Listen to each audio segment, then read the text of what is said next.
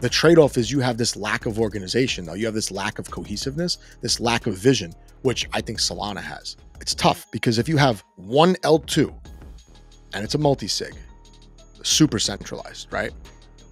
But what if you have 100 L2s? Man, how do we define decentralization? Is it number of validators, right? Cardano and Solana would say we have so many validators, we're decentralized. Is it geographic? Like what Mertz from Solana was saying, all these different jurisdictions, that is a point of decentralization to consider, right? Geographic makes a big difference. If you're from Polkadot, you would say, we have the highest Nakamoto coefficient. We're the most decentralized. Cardano's got 3 massive foundations. Avalanche has a foundation. Cosmos has 2 foundations. Solana's got the Solana Foundation. ETH's got founded. If your network depends on a foundation, can it be decentralized ever? We started this conversation, Edward Snowden saying Solana has a single point of failure, and that single point of failure is that it can be regulated or quote unquote attacked by a government.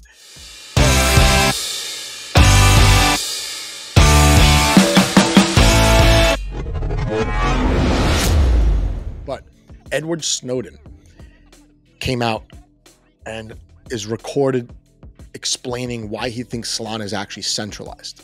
They quote him as a Bitcoin pundit, and he cites these risks to network autonomy. I believe I put the link in the description. If not, I'll do it. But this is an interesting conversation to have in terms of decentralization, because, you know, Solana gets looked at as not as centralized as it could be, let's say. Developers on Solana will say we're perfectly decentralized. Name one way where we're not. And it just goes back and forth, back and forth. But the word decentralized has just kind of lost its meaning over time, especially when proof of stake became, you know, more popular than proof of work. Edward Snowden is talking about the network's design specifically.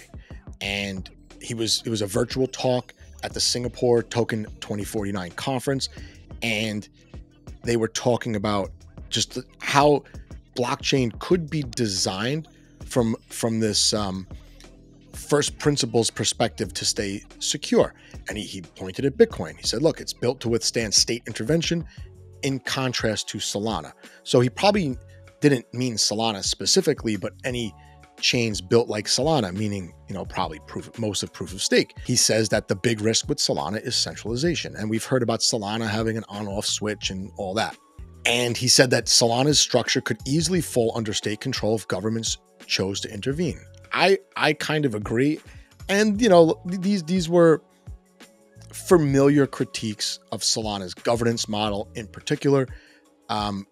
Crypto people are like, hey, look, FTX heavily controls what's happening on Solana. They could turn it on, turn it off. They could liquidate people on purpose. It's crazy. And governance is a meme. And this is, like I said, these are general critiques of all networks probably. And Edward Snowden is just kind of like the highest profile person that I've seen recently take this on. He says basically if a network can't resist government intervention, it risks losing autonomy. And I would agree with that. Listen, Bitcoin can get attacked by governments, but it would take some coordination there, I would imagine. They have some data here. Of course, the Cardano people always have data about other networks, not about their own. And I'm going to read the data right from the article here. It says over 73% of Solana validators comply with KYC and AML requirements. This led to further questions about the extent of decentralization in Solana. And this is stake with pride. I mean, Cardano, like, I think that in the future, validators or stake pool operators, as they're known at, you know, on Cardano, they will be the place where governments crack down, because they're the ones approving transactions, minting the blocks. They're basically saying this transaction's okay. This transaction is not illegal. This transaction is not from a sanctioned jurisdiction, yada, yada, yada.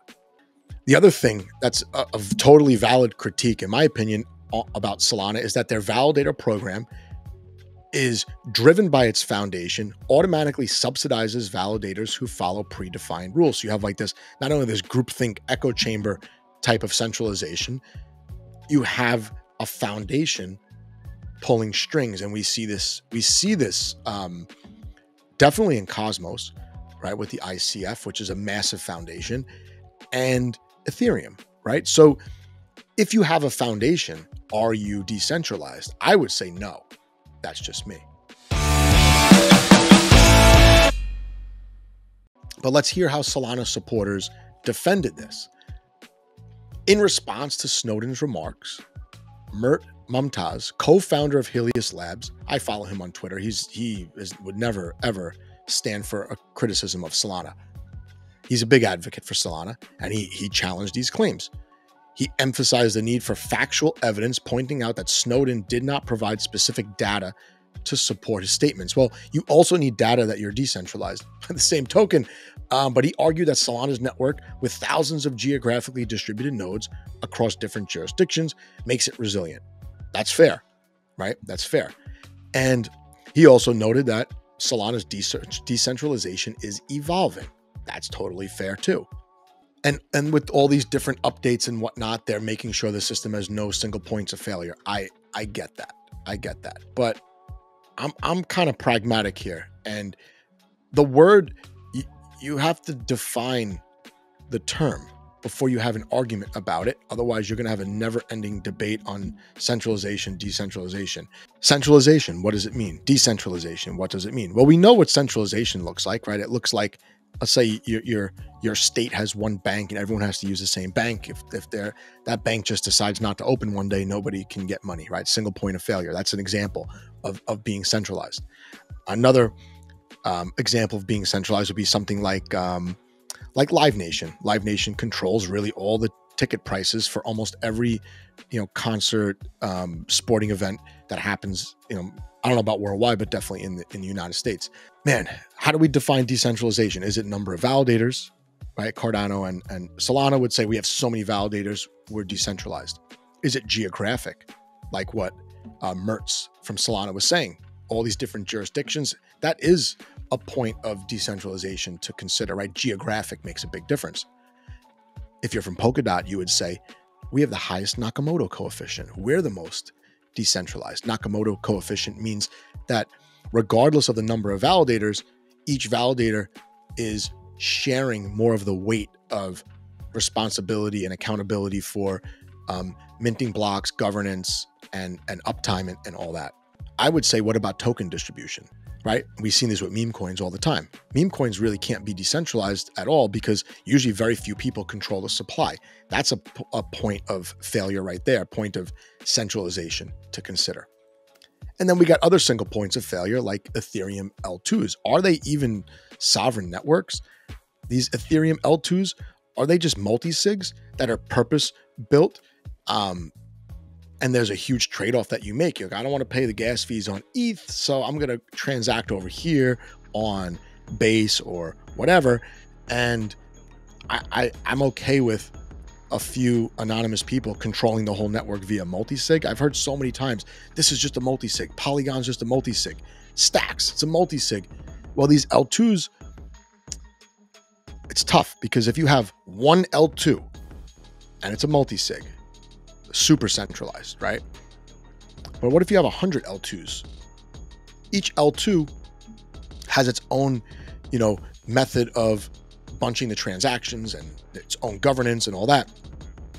If a few of them fail or a few of them rug, only liquidity on those individual networks is affected. I would say that's decentralized, right? Even though each individual L2 might be centralized, the fact that there are so many and people have choices of where they want to transact and where they want to gamble and invest, whatever you want to call it, I would say it's not bad. The trade-off is you have this lack of organization, though. You have this lack of cohesiveness, this lack of vision, which I think Solana has, and Cardano as well, because the foundations drive the development. And that brings me to foundations. If your network depends on a foundation, can it be decentralized ever? I don't think so. Cardano's got 3 massive foundations. Avalanche has a foundation. Cosmos has 2 foundations. Solana's got the Solana Foundation. ETH's got founded. These are controlling interests of the network. They only will allow a certain amount of decentralization, at least at the start, as long as it benefits those foundations, right? The foundations live off the networks to an extent, whereas like the networks should not be highly dependent or living off of the foundations. Then it comes down to, can foundations give themselves tokens? Yes, that's how a lot of them get started. Can foundations delegate those tokens to validators and vote in governance? Yes, we see this. I think this is super risky. I don't think foundations should be allowed to delegate their tokens. We see this in Cosmos, where the ICF, they have a point system, and if you meet the required amount of points, they distribute some of their massive stake to you. But are you expected to vote in their interests? Probably. Are you expected to act a certain way? Yes. Otherwise, you lose that, and you might no longer be validating that chain. Centralization, there's a lot to consider. There's number of validators, there's Nakamoto coefficient, there's token distribution. The tokenomics can make or break a network in terms of centralized versus decentralized. Are there single points of failure, like multi-sigs and all that? How top down is your network? I would consider Solana to be very top down. This is great for developing products, obviously. Maybe this is not so good for just decentralization. We got foundations in the mix. Are foundations good for centralization? I don't know. I don't think so. I'm okay with a network launching kind of on the centralized side, and then they have benchmarks where these foundations gradually release control, give up their stakes, maybe burn some of their tokens if they reach certain benchmarks. I don't think foundations holding 5, 10, 15% of a supply that they did not purchase is good at all for decentralization. And then there's governance to consider. How centralized is the process of governance? What if these validators all know each other? What if these validators are the same people? What if I'm the number one validator on a chain, and I'm also the number 10, 15, 20, 28, 37 validator on a chain? We know this happens. We know there are Sybils. Sybils are actually allowed on Cardano.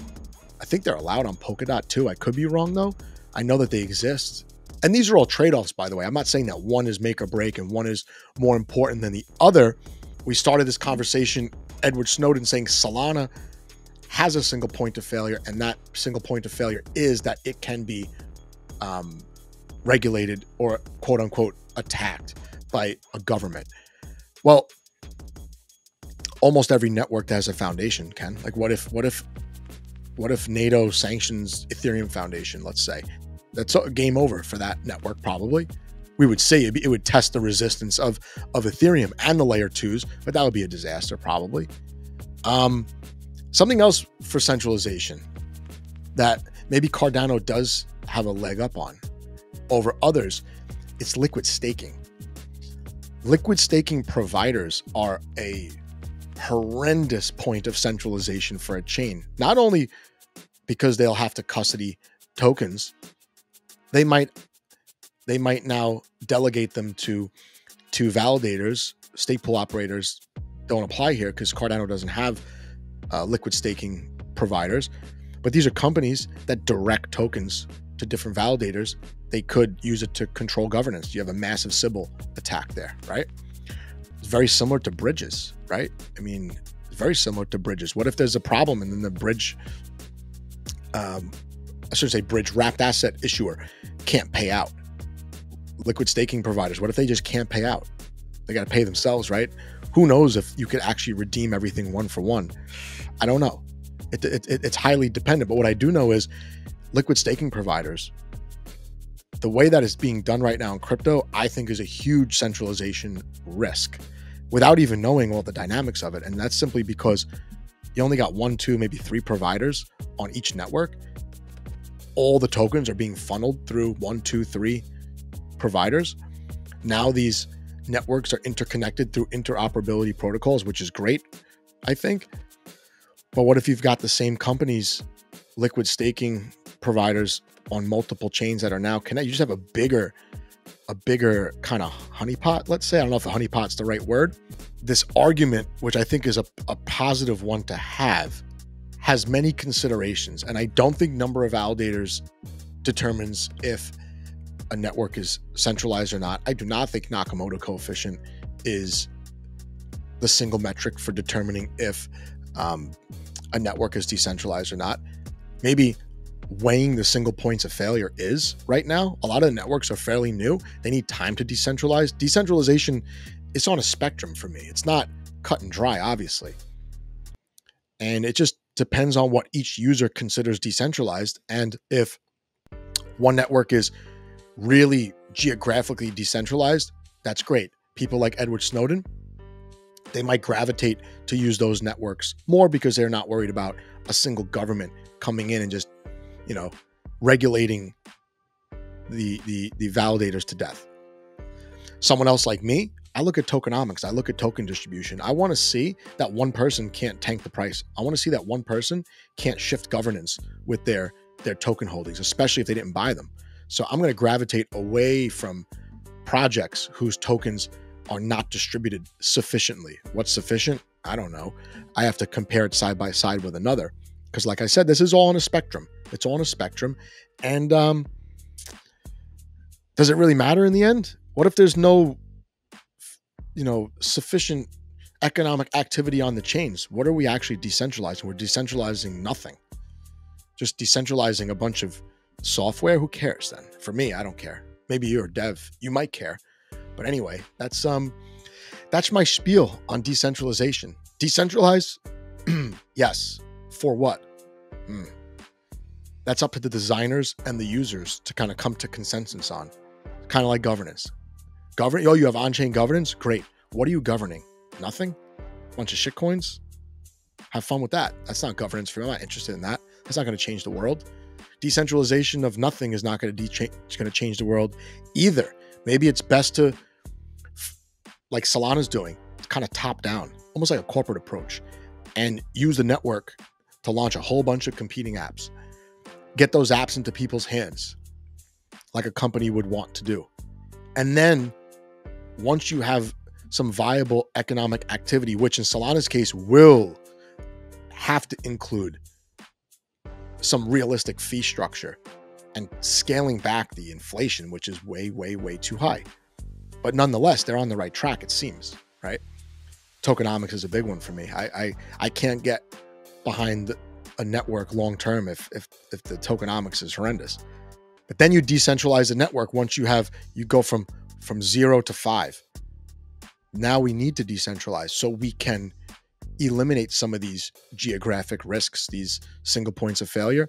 So a gradual progression towards more decentralization, making less and less trade-offs as a network matures. I think that's the way.